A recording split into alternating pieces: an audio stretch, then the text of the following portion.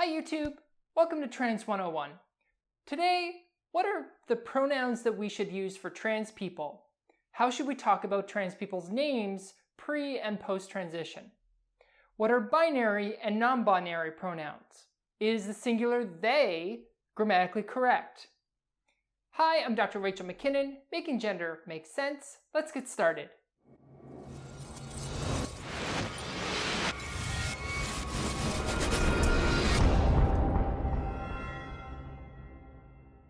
Okay, so the first thing I want to talk about is how should we think about people's pronouns? Are they their pronouns, or are we going to use the language of preferred pronouns?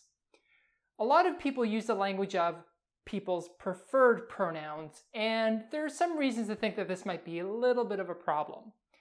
The pronouns that people have, or that they use, or that they want you to use for them are not a mere preference. When you get someone's pronouns wrong, you are not merely stepping on their preferences, you're not merely not satisfying their preferences, you are getting something wrong. So instead of talking about preferred pronouns, I prefer to talk about people's pronouns. So how should we think about people's pronouns? I am sure that you're familiar with what we would call the binary pronouns. He, him, his, and she, her, hers. For people who have binary identities, even if they're a trans person, it should be relatively easy to switch the binary pronouns that we use for a person. So if someone is a trans woman and previous to her transition, you would use the pronoun he, him, his. After transition, you use the other binary pronouns she, her, hers. It should be pretty simple. Okay. But the binary pronouns are not our only option. There are all sorts of non-binary pronouns or non-gendered pronouns that we might want to prefer instead. The most common of these is the singular they. They, them, their. Now, I can already hear the objection. But Dr. McKinnon, in elementary school and high school and college, people taught me that singular they is not grammatically correct. Is that right? No, you were taught wrong. The singular they has a long history of being grammatically correct that we can trace back in all the greatest writers for centuries. Even dictionaries like the Oxford English Dictionary and Oxford University Press are perfectly fine with you using the singular they. It is fully grammatical. One of the best things about the Oxford University Press, for example, they will even allow you to publish something, a book, for example, using the word themself rather than the plural themselves.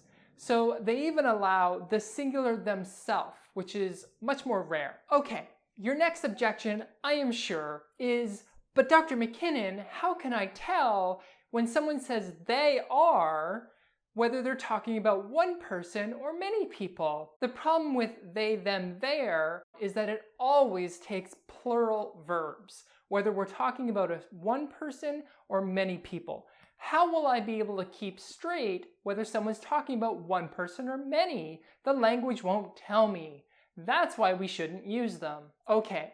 I'm sure that some of you are thinking that. In fact, I bet many of you are worried about this sort of grammatical problem, right? The language is imprecise, so that's why we shouldn't use it. Well, there are pronouns, and there's one in particular where we are already perfectly comfortable using it in both the singular and the plural, even though it always takes plural verbs. Can you think of it? It's you. You, my viewer, are wonderful. It takes a plural verb even though I'm talking about you in the singular in particular. Or if I want to talk about you people over there are being too loud. Well, you are for the group is plural. So the pronoun you is both singular and plural depending on context, but it always takes plural verbs. And we have no problem with this. So why is it a problem for they, them, their? Well, it shouldn't be, but so many people were taught in grade school and high school and college and university that it's wrong to use the singular they, but they were taught wrong. You were taught wrong. Singular they is grammatical, and it's very, very useful. When you don't know the gender of a person you want to talk about, or if you don't know the pronouns that are appropriate for that person, the safest thing you can do is default to using they. It's also cleaner than writing something like he or she, or he/she, or s/he. They is so simple and clean and safe. So if you don't know a person's gender, if you don't know a person's pronouns, default to they. Now, there are lots of people, non-binary people in particular, but all kinds of people who use they, them, their as their pronoun. So it's important to respect that. When we force a gendered pronoun on someone who doesn't want that, we're not respecting them as a person. We're doing something unkind to them, and we should be kind to each other. Also, it's important to recognize that getting someone's pronouns wrong, what we call mispronouncing someone, is actually a form of harassment. In some jurisdictions that have anti-trans harassment policies, where things like gender identity and or gender expression are protected, mispronouncing is one of the most common forms of harassment in places like Ontario in Canada. It's in the Ontario Human Rights Code that purposefully or even regularly unintentionally mispronouncing a trans person is harassment. It's really important to get people's pronouns right. Why is it so important to get people's pronouns right though? For trans people in particular, all the messages we get from society is that we are not actually the gender that we say we are. When someone gets our pronouns wrong, it's an unintentional or sometimes intentional misrecognition of who we are. In a sense, it's a kind of invalidation of our gender. On the flip side of that, respecting someone's pronouns is a validation of their gender. It's a validation and a respect of them as a person. I hope we can all agree that respecting people is a good thing. Get people's pronouns right. So we've talked about the binary pronouns, she and he. We've talked about the singular they. But let's get into some of the different options for non-binary pronouns that some people have been adopting more or less. There are two different forms of sie, zim, zir. These are meant to be non-binary pronouns that can be used for anyone who adopts these as their pronouns. It's hard to say how common these are. These aren't super common. They're not nearly as common as the singular they. But if someone tells you that these are their pronouns, it is appropriate to use these as their pronouns. Perhaps a more common form of non-binary pronoun that has been gaining popularity is what we call the Spivak pronouns. A, M, air. Wow, those look kind of exotic, don't they? How am I ever going to remember A, M, air? Well, a genderqueer friend of mine who uses Spivak pronouns explained it to me in the best way that I've ever heard. A-M, air is just they, them, their without the TH. So if you can remember they, them, their, cut off the TH and you know how to use Spivak pronouns. One thing that's really important is to never ever use it as a pronoun for a trans person, unless that trans person explicitly says that they want the pronoun it applied to them. And then you use it only for them. I guess I should be saying it, and not others. The issue with using it is that we tend to use it for objects or non-human beings. In a sense, it dehumanizes the trans person when you say he, she, it, whatever. It's a common way to dehumanize trans people. So unless a person is explicit that it wants the pronoun it applied to it, don't use it. So that's mostly it for pronouns.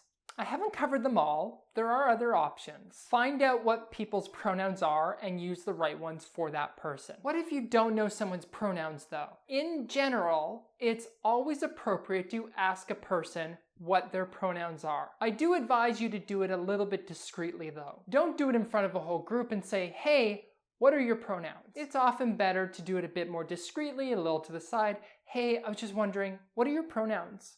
And then you can use them from there. So you have a trans friend who used to use he, him, his, and now they go by she, her, hers, and you screw up. You say he when you should have said she.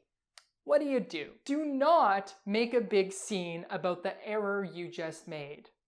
The best thing you can do is just say, sorry, she. Quickly apologize, correct yourself, move on. If you make a big scene about it, oh my gosh, I'm so sorry, I've been trying so hard, you know I love you, I respect you, I'm so sorry. Don't make a big scene, it just makes it worse. If you screw up someone's pronouns, correct yourself, quickly apologize, it'll glide off their back, I promise. But if you screw up someone's pronouns and you apologize and correct yourself, you need to now check yourself to try even harder next time not to screw up. Because if you have this pattern of screwing up someone's pronouns and you keep saying sorry, are you really that sorry? If you keep making this error, the person will begin to question how seriously and how valid you think their gender is. So if you screw up, say you're sorry, move on, but commit yourself to doing better. Okay, Dr. McKinnon, look, sometimes it's hard. It's hard to switch the pronouns that you use for a person, right? Honestly, I don't think it's that hard. I think most people want to believe that they can be on autopilot and that the pronouns will just switch magically in their minds and they will just get it right without effort. I promise you, it takes a little teeny bit of effort. All you have to do is pause a microsecond before you apply a pronoun to a person to get it right. You might be questioning me. I took a bet a few years ago with some friends who were saying, oh, it's hard to get it right. So I had a friend of mine and we made a bet for 2 bottles of wine. I said, give me a name to call you for the next 2 weeks and I will never make a mistake. And so he told me his middle name. It was James, by the way. And so instead of using his first name, I had to call him James every time I saw him. All I had to do was think for a microsecond before speaking about him or to him to get it right. I promise you, with the smallest bit of effort, each success that you have in getting a person's pronouns right will make it more likely that you will get it right without effort in the future. But each time you screw up is making it less likely that you'll just magically do it right the next time. So a little bit of early effort and you will get someone's pronouns right, I promise. Well, maybe you are awesome at getting people's pronouns right. What if you see someone get someone's pronoun wrong? How do you handle that? There are lots of options here.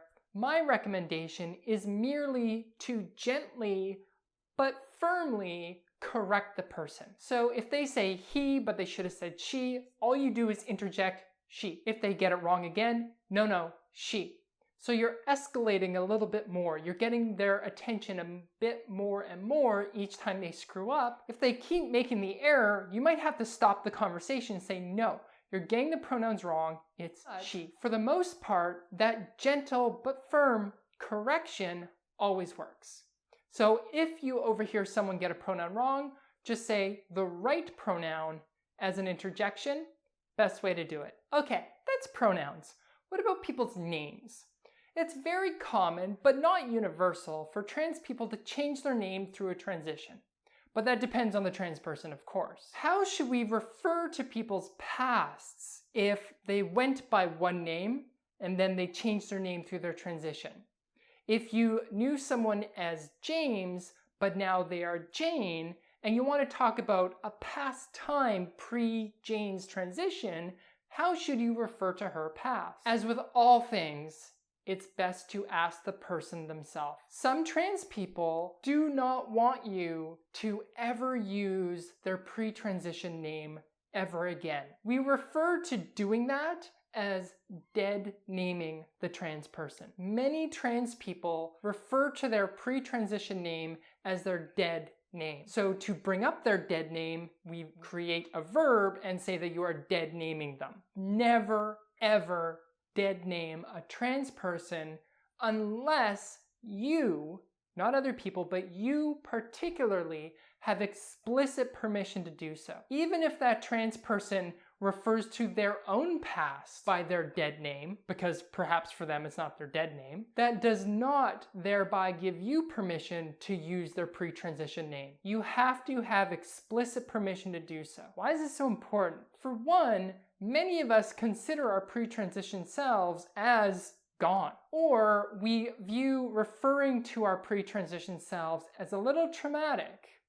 So it's harmful and hurtful to hear our pre-transition names. Another reason is that by referring to a person by the name other people might not know them by, or know that they went by, might immediately out them as trans. In a society where trans people and trans identities, trans issues are increasingly visible, we are still in a place where violence against trans people, harassment, workplace, and housing discrimination is still rampant. Outing a trans person is one of the most dangerous things you can do. So it's important to not use a person's dead name or pre-transition name in the company of other people who may not know it. So how do we talk about trans people's past? The safest thing you can do is to default to using their post-transition current name. So even though I didn't go by the name Rachel when I was 12, for example, when you want to talk about me when I was a child, it's still best, and it's the only thing I want you to do, is to talk about, well, when Rachel was 12, she was like this. It's not okay to use my pre-transition name or my pre-transition pronouns, even though that was the name and pronouns that I used at the time. My preference, and the default preference you should use for people, is to apply their post-transition name and post-transition pronouns to their pre-transition selves, pre-transition anecdotes, stories, so on and so forth. Okay, that's it. Crash course in pronouns and names for trans people. Hi everyone, thanks for watching. I hope you learned something. I hope you're more comfortable with the singular they, or maybe you learned that neat trick for Spivak pronouns. But if you have anything to contribute, or if you have any further questions, leave a comment down below. Don't forget to like the video, it always helps me out, and subscribe to the channel for future videos. Thank you.